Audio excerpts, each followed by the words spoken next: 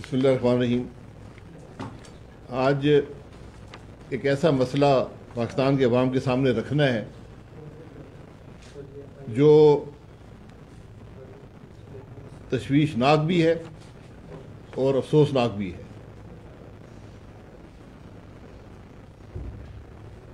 आज एक affidavit statement on oath सामने आया है, अखबारात में भी, टीवी पर भी, जो राना मोहम्मद शमीम साहब जो साबिक चीफ जस्टिस हैं गिलगित बल्तिस्तान के, उन्होंने एक एफिडेविट दिया है जो लंदन में एक नोटरी पब्लिक के सामने, ओथ कमिश्नर के सामने उन्होंने अंडर ओथ दिया है, हलफ उठाकर दिया है कि मैं सच बोल रहा हूँ। और वो स्टेटमेंट ये कहता है कि जुलाई 2018 में जब राना शमीम साहब गिलगित बल्तिस्तान के चीफ जस्टिस थे, तो वहाँ पर उस वक्त के चीफ जस्टिस पाकिस्तान साकिब निसार साहब आए हुए थे, अपने ख़ानदान के हमरा ठहरे हुए थे। वहाँ पर एक चाय के दौरान, जहाँ पर चीफ जस्टिस पाकिस्तान साकिब निसार साहब भी थे और राना शमीम साहब भी थे जो उस वक्त चीफ जस्टिस गिलगित बल्तिस्तान थे, राना शमीम साहब ने ओथ में लिखा है कि साकिब निसार साहब बहुत परेशान थे और वो बार बार अपने रजिस्ट्रार को कह रहे थे कि आप इस्लामाबाद हाई कोर्ट के जज मियां आमिर फारूक साहब, जो आज भी इस्लामाबाद हाई कोर्ट के जज हैं, उनसे रब्ता करें, उन्हें कहें मुझसे फ़ोन पे बात करें और उनको अगर बात ना हो सके तो उनको मैसेज दें कि मियां मोहम्मद नवाज शरीफ और मरियम नवाज शरीफ साहिबा की जो बेल इस्लामाबाद हाई कोर्ट में लगी है, वो जनरल इलेक्शन से पहले उसका फ़ैसला नहीं होना चाहिए, बेल नहीं मिलनी चाहिए जनरल इलेक्शन से पहले। ये चीफ जस्टिस पाकिस्तान अपने रजिस्ट्रार को कह रहे थे कि आप इस्लामाबाद हाई कोर्ट के जस्टिस मियां आमिर फारूक तक ये पैगाम पहुंचाएं। इसके बाद राना शमीम साहब ने लिखा है अपने एफिडेविट में, जो कि अंडर ओथ दिया है, उन्होंने हलफ उठाकर दिया है कि चीफ जस्टिस पाकिस्तान की जस्टिस आमिर फारूक साहब से बात हो गई और वो मुतमईन हो गए कि पैगाम पहुंच गया है, और उसके बाद उनकी तबीयत बहुत अच्छी थी, अच्छे मूड में थे। और यहाँ पर राना शमीम साहब ने ये भी कहा है कि कि आपने क्यों इस किस्म के पैगाम जो हैं एक केस में मुदाखलत की है, कि आप मियां नवाज शरीफ को एक जैली केस में जो सज़ा दी गई है उसमें बेल होने से भी रोक रहे हैं, टेलीफोन कॉल कर रहे हैं। तो चीफ जस्टिस ने कहा कि राना साहब, आप ये मामलात नहीं समझते हैं, गिलगित बल्तिस्तान का माहौल कुछ और है और पंजाब का माहौल कुछ और है। ये बयान राना शमीम साहब ने अज खुद बगैर किसी दबाव के ये जारी किया है, और टेलीविज़न पर जब उनसे सवाल किया गया, प्रेस के लोगों ने भी सवाल किया, तो उन्होंने इसकी तस्दीक की है कि हाँ, मैंने ये स्टेटमेंट अंडर ओथ दिया है, यानी ये हलफ के तहत मैंने ये बयान जारी किया है।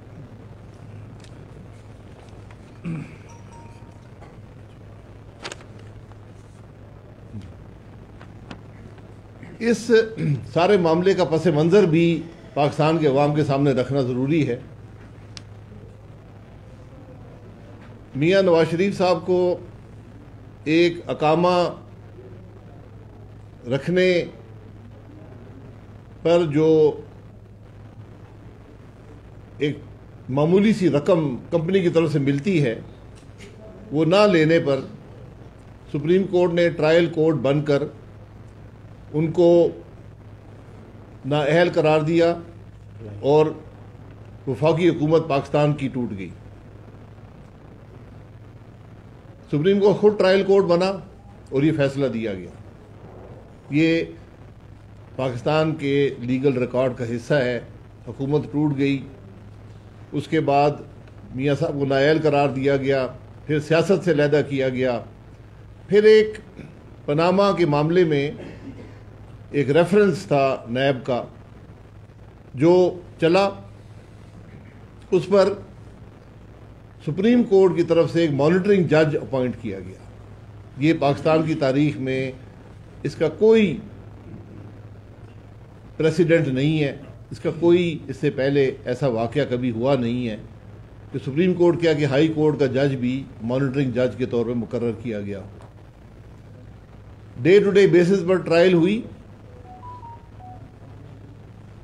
جج محمد بشیر صاحب تھے۔ تمام جو ریکارڈ ہے اس میں نواز شریف صاحب کا کوئی نام نہیں تھا، نہ ہی مریم نواز صاحبہ کا نام تھا۔ یہ سب چیزیں ریکارڈ کا حصہ ہیں، لیکن جب میاں صاحب اپنی اہلیہ کی عیادت کے لیے جو بستر مرگ پر تھیں، ملک سے باہر تھے، پاکستان میں الیکشن ہو رہے تھے، پاکستان کی سابقہ حکومت کے وزیر اعظم، پاکستان کی سب سے بڑی پارٹی کے روح رواں 6 جولائی کو عین الیکشن کے درمیان ان کو نیب عدالت میں ڈے ٹو ڈے ٹرائل کے بعد کنوکٹ کیا گیا۔ 13 جولائی کو میاں نواز شریف صاحب ملک واپس آئے اور اپنی بیٹی کے ساتھ جیل چلے گئے۔ 16 جولائی کو انہوں نے اپیل دائر کی اور 17 جولائی کو یہ اپیل لسٹ ہوئی۔ 17 جولائی کو سابقہ چیف جسٹس پاکستان ثاقب نثار صاحب گلگت بلتستان تشریف لے گئے، اور یہ سارا عمل جس کو رانا شمیم صاحب نے حلف کے تحت یہ بیان دیا ہے، یہ آج پاکستان کے عوام کے سامنے ہے، یہ ہر پاکستانی کے پاس آج موجود ہے۔ یہ آپ کے سامنے میں کر دیتا ہوں، لیکن یہ ہر آدمی جو واٹس ایپ رکھتا ہے، جو ٹویٹر رکھتا ہے، جو بھی سوشل میڈیا ہے، یہ اس پر ہر آدمی کے پاس موجود ہے، اس کو آپ دیکھ سکتے ہیں۔ اب بات یہ ہے کہ حقیقت کا علم 3 افراد کو ہے۔ پاکستان کے سابق چیف جسٹس ثاقب نثار صاحب، گلگت بلتستان کے سابق چیف جسٹس رانا شمیم صاحب، اور اسلام آباد ہائی کورٹ کے موجودہ جسٹس میاں عامر فاروق صاحب۔ حقیقت یہ جانتے ہیں، سچ ان کو پتہ ہے، لیکن پاکستان کے عوام کا بھی حق ہے کہ سچ ان کو پتہ چلے، کیونکہ جس ملک میں انصاف نہیں ہوگا وہاں کچھ بھی نہیں ہوگا۔ جب اس سطح کے لوگ ملوث ہوں، اور آپ دیکھیں کہ یہاں صرف بات ایک شخص کی، ایک سابقہ وزیر اعظم کی کنوکشن برقرار رکھنے کی نہیں ہے، یہاں پر الیکشن کے عمل میں مداخلت ہو رہی ہے۔ تو کیا ہم یہ پوچھنے کا حق نہیں رکھتے کہ آخر کب یہ معاملات ختم ہوں گے اس ملک سے؟ کب ہم اپنی ذاتی انا کے لیے اور چھوٹے چھوٹے فائدے حاصل کرنے کے لیے ہم لوگوں کی زندگیوں سے کھیلیں گے؟ ہم پاکستان کے مستقبل سے کھیلیں گے؟ اس کا جواب ہے کسی کے پاس؟ جب ملک کا چیف جسٹس ایسے، میری دعا ہے کہ اللہ کرے اس میں نہ ملوث ہوں، لیکن جب چیف جسٹس ملک کا یہ کام کرے گا پھر کون سا انصاف رہ گیا؟ پھر ہم کس کے پاس جائیں گے؟ پھر عدل کہاں گیا؟ پھر عوام کے اعتماد کہاں گیا اور آئین کہاں گیا؟ یہ وہ خرابیاں ہیں جس کا ذکر ہم بار بار کرتے ہیں کہ ملک کا نظام آج آئین کے مطابق نہیں ہے، ملک کے نظام میں مداخلت ہے، غیر آئینی مداخلت ہے۔ آج چیف جسٹس ملوث ہے ملک کا، دوسرا چیف جسٹس کہہ رہا ہے، ایک سٹنگ جج اسلام آباد ہائی کورٹ کا نام آیا ہے، کیا ہم اس کو معمولی بات سمجھ کر بھول جائیں؟ کیا یہ بات پارلیمان میں نہیں آنی چاہیے؟ پارلیمان ہی ان ججوں کو مقرر کرتا ہے، کیا پارلیمان پوچھ نہیں سکتا کہ یہ معاملہ کیوں ہوا، کس نے کیا؟ یہ وہ چیزیں ہیں جو ملک کے مستقبل کا تعین کرتی ہیں۔ آج عام آدمی یہ کہتا ہے کہ اگر اس ملک کے 3 دفعہ کے وزیر اعظم کو، محمد نواز شریف کو انصاف نہیں ملے گا تو مجھے کب انصاف ملے گا؟ جب اس ملک کا سب سے بڑا جج مداخلت کر کے یہ کوشش کرے گا کہ اس شخص کی بیل تک نہ ہو سکے، تو پھر آپ یہ سوچ لیں کہ جو جج بشیر محمد تھا اس نے فیصلہ کیسے کیا ہوگا۔